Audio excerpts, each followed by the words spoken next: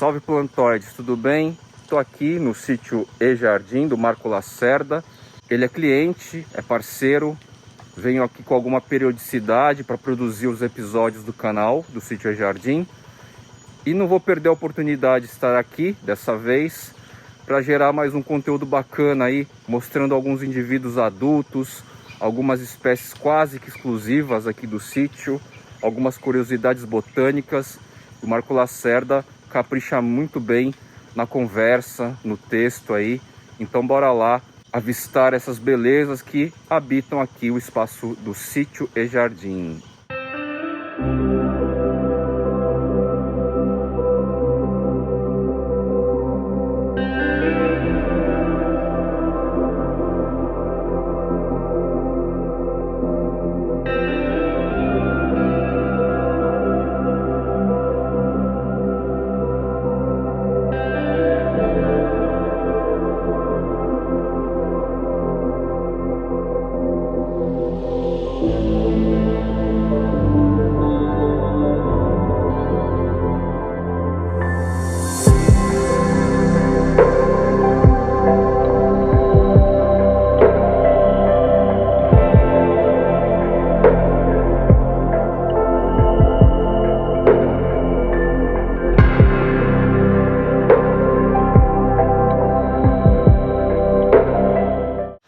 Marco, tudo bem? Tudo bom, Fly? Como é que vai? Tudo certo. Obrigado de novo por estar aqui, gerando conteúdo bacana para os plantoides. De nada, sempre um prazer receber os plantoides aí, apresentar as novidades, mostrar um pouquinho da forma como a gente cultiva. Como, por exemplo, esse Philodendron Joep, né, que você já celebrizou aí nos seus canais, nas suas redes sociais também. É um exemplar de Philodendron Joep, que é um híbrido natural, supostamente entre duas espécies amazônicas, o Philodendron pedatum, que não é exclusivamente amazônico, mas lá ocorre, e o Philodendron bipennifolium.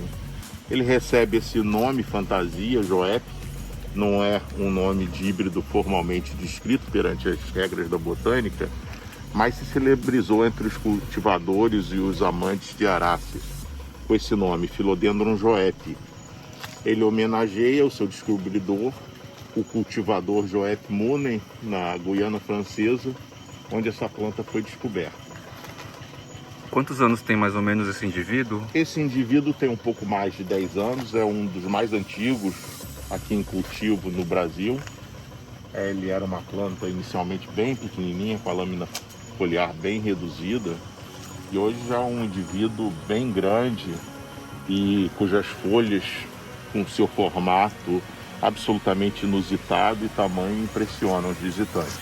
Ó, gente, como que esse indivíduo tá cheio de líquen, de fungos, não são prejudiciais e representa bem a espécie nativa in situ, né? No habitat natural mesmo, ó. Como tá muito calor e muito úmido, acaba proliferando assim. E curioso que quando esquenta e seca, desaparece bastante. A folha fica bem mais limpa, entre aspas. Marco, só pra gente concluir aqui sobre o Joep da introdução do vídeo, ele tá preso em que árvore aqui? Ele está preso sobre um Syzygium nativo das florestas australianas, que se chama Syzygium paniculatum. É uma planta bem popular entre os colecionadores de fruta aqui no Brasil. Chamam de mini jambo, produz um jambo vermelhinho, pequeno. E ele se estabeleceu muito bem, e o Philodendron Joep em cima dele. Acima do Joep também aproveitamos o espaço e temos aquele Philodendron Sucres Slim. Já falamos sobre essa planta em nossas redes sociais.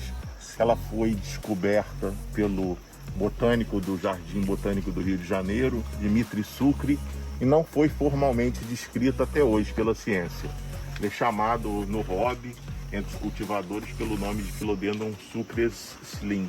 Então, recapitulando, temos o Syzygium paniculatum, que é um mini jambo, a árvore. Sobre ele temos apoiado duas espécies de Philodendron, o Joep na verdade um híbrido natural, e o Philodendron sucres link, uma outra espécie de arácea de identidade misteriosa. Eu gostaria de chamar a atenção sobre a forma que a gente cultiva e organiza as coleções aqui do sítio. Eu penso que coleções botânicas devam ser organizadas de forma paisagística, e para isso a gente se inspirou no trabalho de outros colecionadores, cultivadores e paisagistas. E aqui, por exemplo, nessa aleia, que vocês podem visualizar, a gente tem, entre a rua pavimentada, a gente tem 2 canteiros, onde a gente abriga coleções de Syzygium, que são essas árvores maiores, a família do jambo, que produz árvores muito ornamentais da família Myrtácea, com frutos comestíveis. Temos também no intervalo entre 2 Syzygium, temos palmeiras, coleções de palmeiras muito coloridas, muito ornamentais, que apreciam a mesma coleção de subbosque. Nós temos também uma coleção de costos, família Costácea, aqui ao longo, coleções de marantáceas, temos várias calapeias nesse intervalo, entremeado com as árvores, ou seja, os Syzygiums, as palmeiras, que tem porte maior, né? Os costos, as marantáceas e também algumas aráceas, como por exemplo essa coleção de Dieffenbachia. Essa é uma Dieffenbachia muito legal, nativa do estado do Pará. Ela é chamada popularmente, não é um nome válido, de Dieffenbachia gueldi. As folhas delas atingem mais de 1 metro de comprimento, ela é uma espécie belíssima. Nós também temos uma pequena coleção de Dieffenbachia aqui nesse espaço. O solo do jardim, a gente promove compostagem das folhas, aqui no sítio, que são varridas. Praticamente serrapilheira, né? É uma serrapilheira, a gente promove a compostagem com alguns produtos naturais que são chamados de aceleradores de compostagem. Então você tem uma serrapilheira, uma simulação do que ocorre no solo da floresta. E como essas espécies aqui em coleção de famílias diferentes, Myrtácea, que são os Syzygiums, Arecácea, que são as palmeiras, Costácea, que são os costos, Marantácea, que são as calapeias, e aráceas, por exemplo, as Dieffenbachias, e filodendrons. Por exemplo, nessa árvore aqui nós temos um filodendron que não é muito comum aqui nas coleções no Brasil, o Philodendron aplanatum. Ele é assim chamado porque tem o pecíolo bem plano, bem achatado. Olha aqui de perfil. É uma espécie nativa daqui do Brasil, do Alto Solimões. Essa planta é um clone que obtivemos numa permuta com o Jardim Botânico plantaram, que por sinal veio da coleção original do Burle Marx. E é importante falar que o exemplar cultivado no Burle Marx veio do Jardim Botânico do Rio de Janeiro, e essa espécie foi descoberta por um botânico lá atrás, na década de 1950, chamado Aparício, e ele era um dileto amigo da botânica que descreveu, a doutora Graziella Maciel Barroso. Como vocês podem ver, em botânica, em afinidade pelas plantas, tudo se entrelaça. Falamos aqui vários personagens do canal: Roberto Burle Marx, Graziella Barroso, Aparício, Harry Lorenzi, enfim. Tudo conectado. Assim, tudo conectado. Saindo uma geminha aqui, ó. Olha só, plantoides. Aplanatum aqui. Já estou com uma mudinha garantida aí de uma leva recente que o Marco disponibilizou. Muito embora essas famílias que nós temos nessa área, aqui nesses canteiros laterais, sejam 4 ou 5 famílias diferentes, né? Em diferentes regiões do mundo tropical, o que elas têm em comum? Elas gostam das mesmas condições ambientais, ou seja, o subbosque da floresta tropical. Isso é uma técnica muito utilizada em paisagismo. O Burle Marx, por exemplo, misturava espécies de diferentes regiões do mundo que compartilhassem as mesmas necessidades ambientais, as mesmas necessidades de microclima. De microclima. Show. Vamos lá na estufa então? Vamos. A gente vai ver agora lá um híbrido interessante de um Anthurium.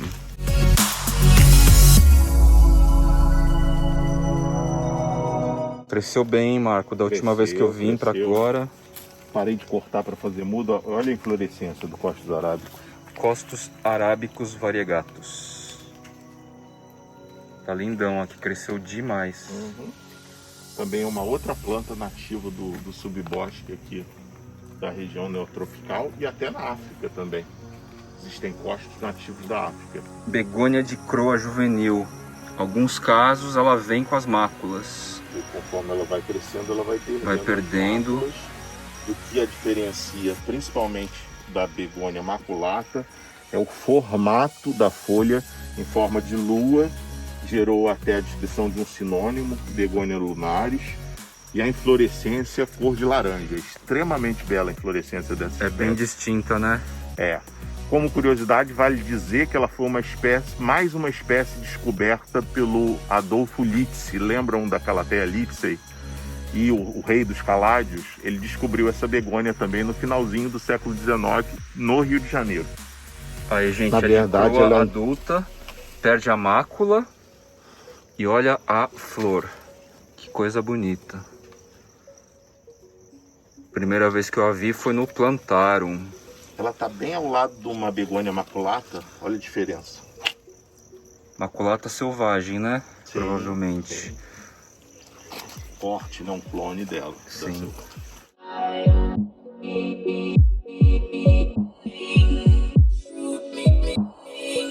Gente, olha a infrutescência aqui. Esse aqui é um Plaumani. Não, Affini, é do mesmo grupo do Plaumani. É um antúrio do Nordeste brasileiro. Chama-se de milho de urubu. Por quê? Porque o urubu vem comer isso aqui, dizem.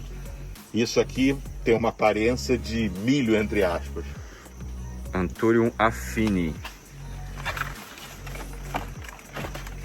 Tem uma Graziella aqui na frente. Tem um Philodendron Graziella aí. Tem um Microstictum. Microstictum. Tem um Distante lobum também.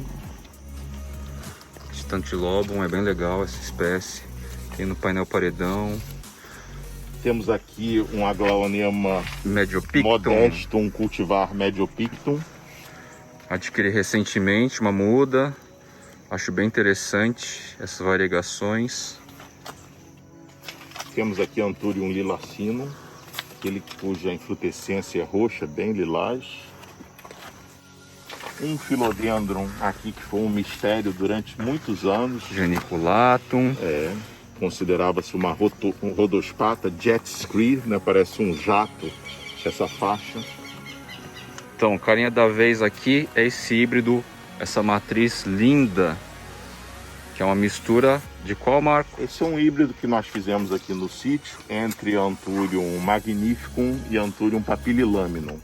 Do magnífico ele herdou os veios mais claros, o pecíolo quadrangular, de seção quadrangular, né? Quando se corta essa folha forma um quadrado. Ele é alado, além de quadrado, né? Alado significa com asas, né? Se vocês observarem bem de perto, além de ser quadrada, tem essa abinha que os botânicos chamam de asa, por isso ele é alado. Ele herdou do Anthurium papililaminum a coloração escura. É mais escuro. É mais escuro que o Magnificum e tem a folha mais alongada também. Mais narrow, né? Sim, mais narrow, mais estreita. Olha umas infrutescências aí, Sim. Que bonito. A gente aqui está fazendo propagação por semente. Por ser uma espécie híbrida, a gente espera variações. E vamos ver se a gente consegue selecionar umas plantas interessantes. Folhinha nova vindo. Olha quem está aqui no cantinho, aparecendo aí no poste. Monstera dúbia. Da estufa, exato.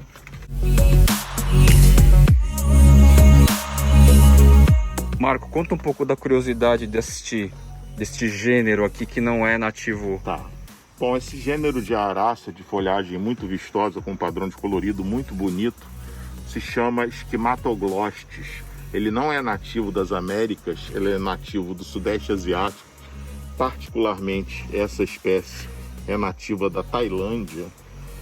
E é uma coisa bastante curiosa que as pessoas no Sudeste Asiático são apaixonadas por anthuriums, por filodendrons, aráceas que estão claramente relacionadas às que eles têm nativas lá, como por exemplo as rafidóforas, os esquimatoglotes. A Tailândia é um país bastante tradicional na horticultura ornamental. As pessoas são apaixonadas por plantas. Porém, curiosamente, esse gênero, esquimatoglote, que para nós brasileiros é uma planta bastante diferente, bastante inusual, os tailandeses consideram isso, entre aspas, mato. Então, já perguntei para vários amigos, vários colecionadores, vários melhoristas do Sudeste Asiático, por que eles não trabalham com esse gênero esquimatoglote, que possuem espécies com coloridos interessantíssimos. Além desse, existe uma enormidade de folhas e cores. Eles não gostam. Um deles chegou a falar: não, Marco, a questão é a seguinte, é que o mato dos outros é sempre mais bonito. Você vindo aqui na Tailândia acha nossas plantas, que nós consideramos mato, bonitas. E os asiáticos, quando veem as sul-americanas, acham aquilo uma coisa incrível, fora do usual. Em outras palavras, a beleza está sempre muito ligada aos olhos, à primeira impressão. Quando você vê um mesmo objeto, pode ser belo, repetidas vezes, ele passa a não chamar tanto a sua atenção quando você vê um outro que pode não ser tão belo, mas que chama a sua atenção. Os olhos já estão acostumados. Exato. Olha quem apareceu por aqui, um Anthurium nativo da Mata Atlântica, bem bonito, que é o Anthurium maximiliani, é um Anthurium nativo das matas de Petrópolis, que a gente cultiva já há alguns anos aqui no sítio. E ele pertence a um grupo chamado Complexo Anthurium augustino. No nosso canal, o canal do Sítio Jardim, a gente vai fazer um vídeo específico só sobre os anthuriums desse grupo, o grupo Anthurium augustino. São anthuriums da Mata Atlântica, que tem algumas características em comum, tudo isso a gente vai explicar no vídeo.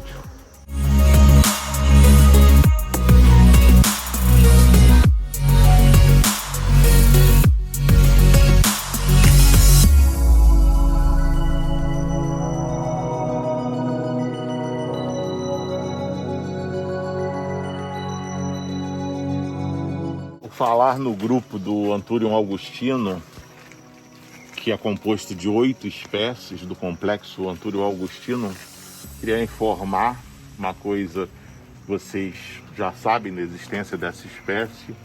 É uma espécie belíssima de folhas peltadas, descrição pelo Dr. Marcos Nadruz, está na fase final de descrição.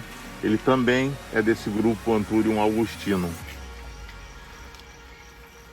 Fly já mostrou várias vezes aqui no sítio exemplares que a gente cultiva. Esses aqui são adultos.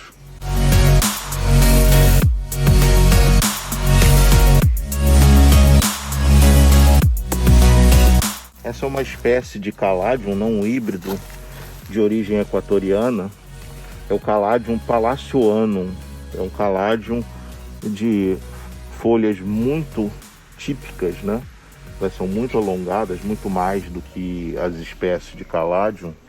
Por exemplo, esse aqui é o Caladium clavato da Amazônia brasileira. Ele tem um formato de folha bem diferente, textura também, muito mais fina que o do palacioano. O palacioano é uma planta de propagação bem lenta e que a gente eventualmente produz alguma muda no decorrer do ano. Poucos produtores têm dessa espécie, né? Sim, sim. É uma espécie bem rara em cultivo. E esse carinha aqui, Marco? Esse carinha é uma espécie de Camecostus. Camecostus é um gênero relacionado a costos de espécies brasileiras de pequeno porte.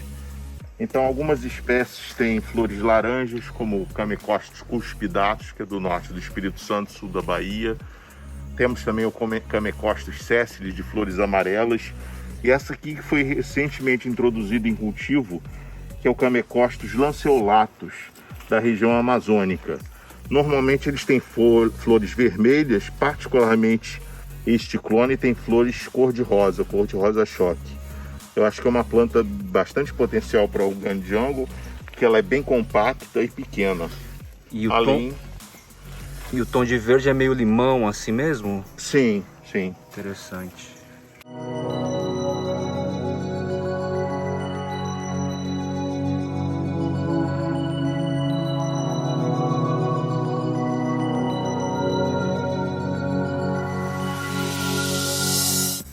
Os antúrios que a gente quer multiplicar, propagar aqui no sítio, a gente costuma isolar de outras espécies próximas para que não ocorra hibridização.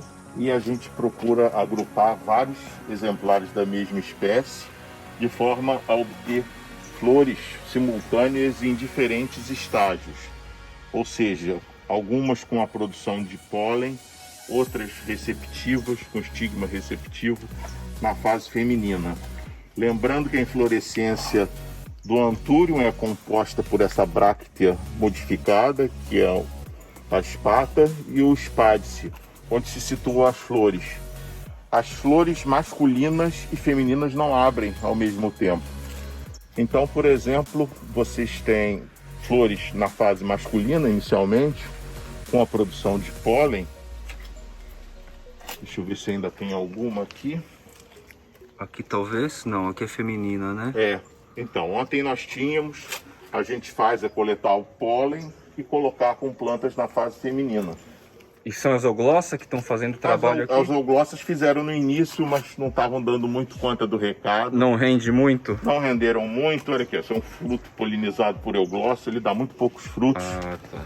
Porque, por algum motivo, elas não percorrem a extensão total do espádice. E esse, nesse Já caso a polinização aqui... manual ela é mais homogênea. Foi manual esse? Isso. Mais homogênea. Legal. A gente costuma marcar com uma fitinha as flores que foram polinizadas manualmente. Para concluir, plantoides, esse aqui é a árvore Veite, praticamente uma exclusividade do Sítio Jardim. Ela ainda é bem juvenil, essas folhas ficam com 1,5 m ou mais, talvez. Conta um pouco pra gente desse... Bom, essa planta, ela une o mundo dos colecionadores de mirtácea e os colecionadores de arácea. Por quê? Ela é uma espécie do gênero Syzygium. Quem acompanha o canal Sítio e Jardim, quem não acompanha, ó, aqui no link de descrição, vai lá no canal Sítio e Jardim e se inscreve. Tá na descrição aí, gente. Pra gente. Voltando aqui a essa planta é uma planta descoberta em Papua pelo nosso grande amigo e master aí em hibridização de plantas, principalmente de aglaonema, Gregory Rambali, um indonésio que é uma pessoa encantadora, já esteve no Brasil fazendo cursos na Embrapa, inclusive. E ele descobriu essa planta nas florestas de Papua, num relatório de impacto ambiental que ele realizava na ocasião. Essa espécie, quando adulta, ela, como o Fly acabou de falar, ela tem as folhas bem grandes, praticamente do tamanho do Anthurium Veite adulto, e tem essas nervuras laterais dispostas em relevo de uma maneira muito semelhante ao Anthurium Veite. Aqui o Fly está colocando no cantinho do vídeo uma folha dessa adulta para vocês poderem ter a dimensão dessa árvore. Essa árvore, além de produzir frutos saborosos, ela é principalmente valorizada pela beleza da folhagem que imita o Anthurium Veite. Por esse motivo o pessoal está apelidando de árvore Veite. Qual que é o nome científico dela? O nome científico dela é Syzygium, esse gênero de mirtácea que eu falei. Gilroy. Gilroy homenageia um patrono do Gregory Rambali. Ele é o presidente, ele é um magnata das finanças em Singapura e tem paixão pela botânica, como vocês, plantoides. Você vê, todas as classes sociais em todo o mundo gostam de plantas.